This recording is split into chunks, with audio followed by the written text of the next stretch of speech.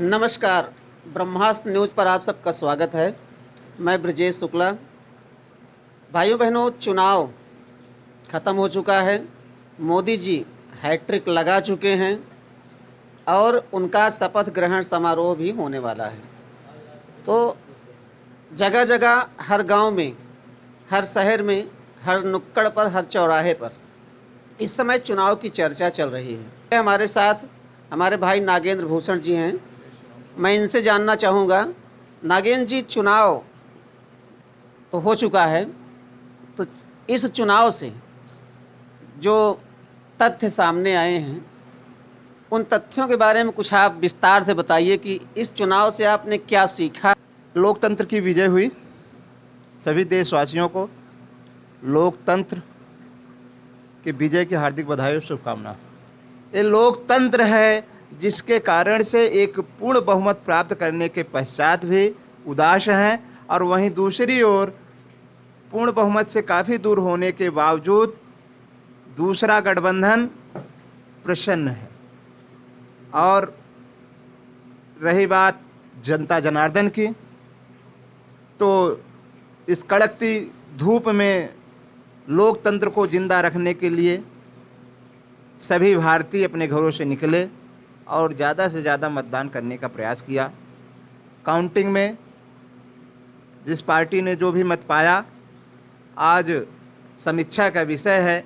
पार्टियां अपना समीक्षा कर रही हैं और आने वाले समय में उसका भी परिणाम आएगा। ये अयोध्या के बारे में लोग जो है आजकल देखिए फेसबुक, व्हाट्सएप वगैरह पर अयोध्या के बारे में तरह तरह की बातें हो रही हैं जो नहीं होनी चाहिए। तो आपका क्या कहना है? जी देखिए, जहाँ तक भारतीय जनता पार्टी की बात है, उस पार्टी ने कई राज्यों में क्लीन स्वीप किया, जनाधार बढ़ा, कई राज्यों में खाता खुला। वहीं यूपी, महाराष्ट्र, राजस्थान में कुछ सीटें कम आई। ये पार्टी के लिए समीक्षा का विषय, वो करेंगे। लेकिन जहां बात आती है अयोध्या की, अयोध्या एक पावन भूमि है। उसके कण कण में मोक्ष प्रदान करने की ताकत है। उस पावन धरा भूमि को मैं सादर प्रणाम करता हूं और ऐसे सभी भाइयों से मैं निवेदन करना चाहता हूं कि वहां पर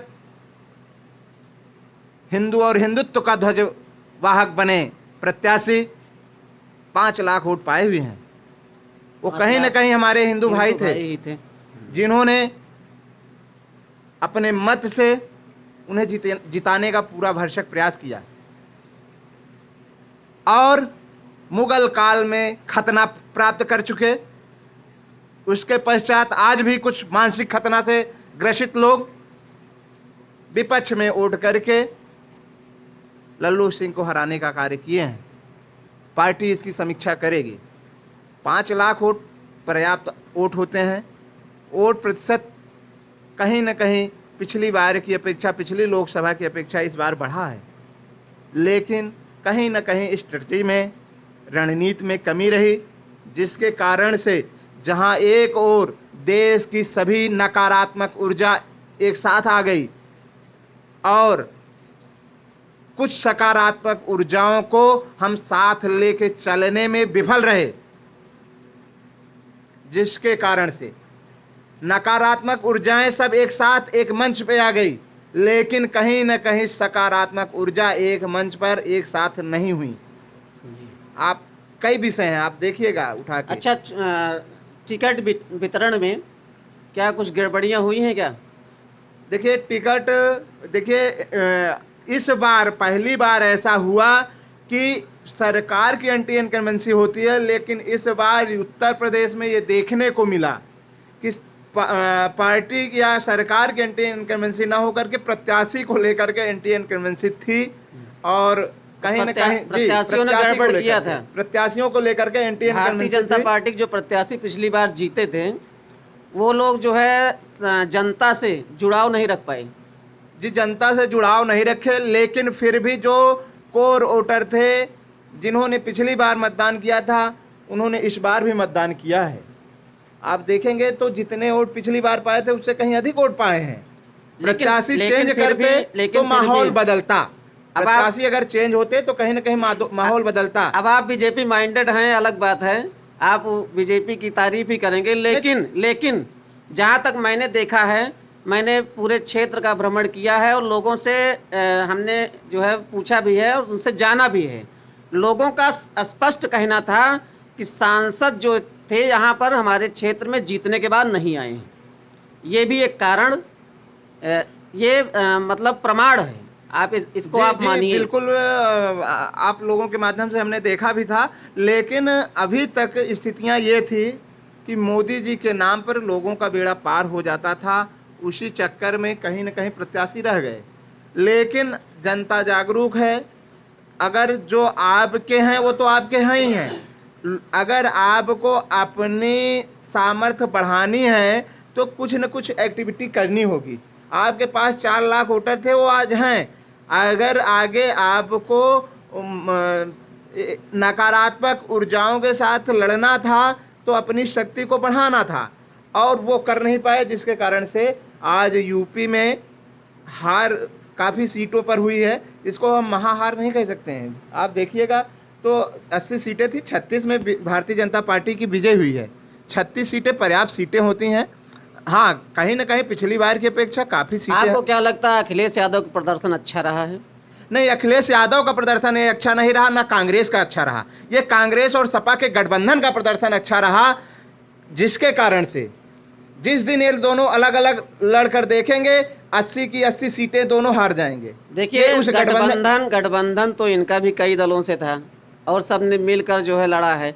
गठबंधन उनका भी था, लेकिन एक बात तो माननी पड़ेगी कि राहुल गांधी और अखिलेश यादव का जो है जो जोड़ी थी इस बार सफल हुई है। जी बिल्कुल सफल हुई है। देखिए, 2-3 चीजें हैं, मैं स्पष्ट करना चाहूँगा। उसका कुछ भी कारण हो सकता है, चाहे वो आरक्षण के नाम पर लोगों को बहकाने की बात हो या 1-1 लाख रुपए देने की बात हो। हालांकि वो झूठ था उनका, लेकिन उस झूठ के सहारे भी अगर देखा जाए तो इन लोगों की रणनीति जो है सफल रही है। रणनीति बस ये है कि लोकतंत्र का विजय हुआ, अन्यथा आज ईवीएम और लोकतंत्र दोनों खतरे में पड़ गया होता। हाँ, ये बात जो तो कुछ है। हुआ अगर आज जो है ये जो है इतना अच्छा प्रदर्शन न करते तो निश्चित तौर पर ईवीएम पर सवाल उठने वाला था। हाँ, ईवीएम और लोकतंत्र दोनों खतरे में पड़ता। अच्छा हुआ कुछ सीटें इनकी निकली, लेकिन वहीं पर आप जो कह रहे हैं कि हार का कारण, तो इनका दोनों का संयुक्त गठबंधन, और इनका ही नहीं कई पार्टियां, और वहीं पर जो एनडीए था, एनडीए जो भी सकारात्मक ऊर्जा थी, नाम मैं नहीं लूँगा, काफ़ी ऐसी सकारात्मक ऊर्जाएं थी जो देखिए एनडीए के जो दल थे, मेरा स्पष्ट कहना है कि एनडीए के जो दल थे वो उत्तर प्रदेश में कोई काम नहीं कर पाए। अनुप्रिया पटेल का कोई प्रभाव यहाँ नहीं पड़ा।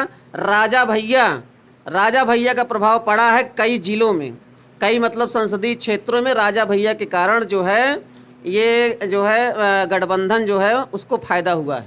आपका क्या कहना है? देखिए, क्षत्रिय समाज राष्ट्रवादी समाज होता है, और हमें लगता है कि वह कहीं ना कहीं भारतीय जनता पार्टी के साथ रहा होगा और रहा है। ठीक है, सुल्तानपुर सोनू मोनू ने हरवाया कि नहीं, आप बताइए। अगर इधर सोनू मोनू ने हरवाया है तो उधर जो है कौशाम्बी में जो है बालम दुबे महाराज जो है ब्राह्मणों को एक करते हुए कौशाम्बी हरवा दी। ब्राह्मण नाराज होकर के अमेठी हरवा दिए। तो ये कहने का विषय है, लेकिन मैं ये जानता हूँ कि ब्राह्मण क्षत्रिय को कितना भी बरगलाया जाए, वो कहीं न कहीं इनका 90% वोट राष्ट्रवादी पार्टी को हुआ है। हारे हैं। क्या आपको लगता है राजा भैया को साथ में इनको लेना चाहिए था? वही चीज़ मैं आने वाला था कि जो पॉजिटिव एनर्जी थी, तो पॉजिटिव एनर्जी का मतलब ये है कि इससे पूर्व बगैर किसी गठबंधन के उन्होंने इनका समर्थन किया था, भारतीय जनता पार्टी, चाहे वो राजा भैया हो। उधर मायावती ने भी कई मौक़ों पर पिछली बार बिना कुछ सपोर्ट के किसी शर्त के मायावती ने मंचों के माध्यम से कहा था कि अगर मैं जीत रही हूं तो ठीक है, अन्यथा आप भारतीय जनता पार्टी को वोट दीजिएगा, जिसका परिणाम था कि कई सीटों पर हमने विजय प्राप्त की थी।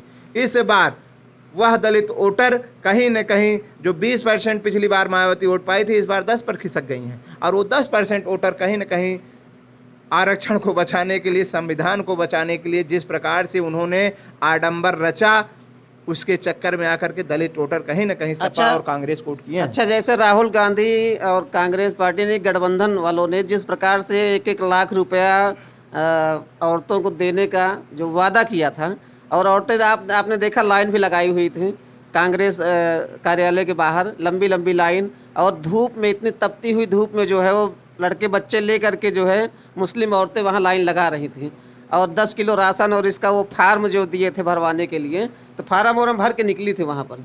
तो आपका क्या कहना है कि उन लोगों को बेवकूफ़ बनाया गया? देखिए, संविधान के नाम पर लोगों को बेवकूफ़ बनाया गया, संविधान को खतरा में बता करके। ठीक है, आरक्षण खत्म कर दिया जाएगा, इसको लेकर के लोगों को बरगलाया गया। उसके पश्चात आर्थिक युग चल रहा है, लोगों को बताया गया 8,500 रुपये, 1 लाख रुपए सालाना 6 तारीख को खटाखट आएगा, खटाखट, जिसके चक्कर में काफ़ी वोट हुआ है।